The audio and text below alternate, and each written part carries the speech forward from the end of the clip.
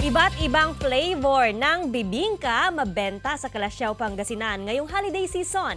Ang detalye ihatid live ni Claire Lacanilaw. Claire, good morning!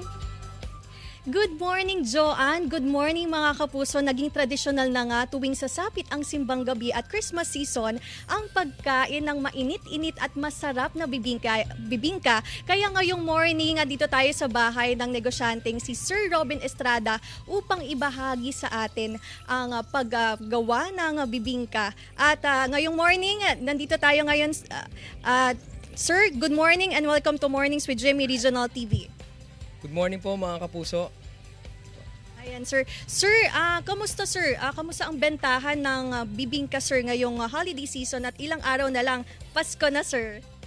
Okay naman po ma'am. Nag-start po ito ma'am nung pandemic, nung marami nagkakasakit. Kaya naisipan po namin na gumawa ng mga bibingka na may prutas, may banana lakatan, pineapple, ripe mango, tapos yung strawberry na galing pa sa Baguio. Tapos yung traditional na itlog maalat. Ayun mga kapuso, kung gusto nyo ng kakaibang twist sa inyong mga bibingka, pwede nyong itry na lagyan ng toppings ng iba't ibang fruity flavors tulad ng pineapple, sir. Tapos yung banana and mango, strawberry, and yung traditional nga is yung itlog maalat. Sir, pwede nyo po bang ibahagi sa atin kung sa ating mga kapuso kung paano yung paggawa ng ipinagmamalaki nyong bibingka, sir? Okay. May mixture na po tayo dito. Itatoppings lang po natin. Tulad ng ripe mango, meron na po.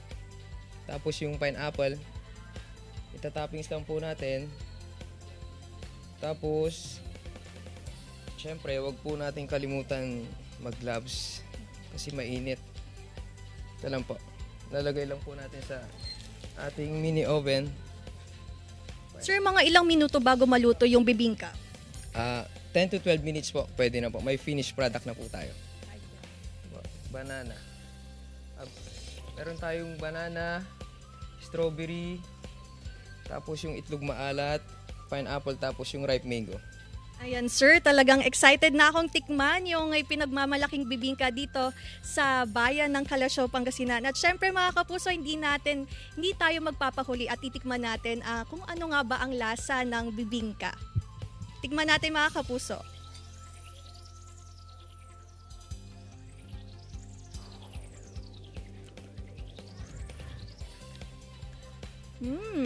Ang sarap. Sir, maaari po ba nating ikayatin yung ating mga kapuso na itry na ang bibingka at pwedeng gawing negosyo dito sa bahay ang patok na bibingka ngayong Christmas season? Kung gusto po nilang tikman, dito po kami sa San Miguel, Kalasyaw, sa likod lang po ng Iglesia ni Cristo. Dito nyo po matitikman yung mga fruits na bibingka at yung mga traditional po. Kaya merry ang Pasko natin mga kapuso at yan muna ang latest dito sa Kalasyaw, Pangasinan. Joanne. Maraming salamat, Claire Lacanilaw.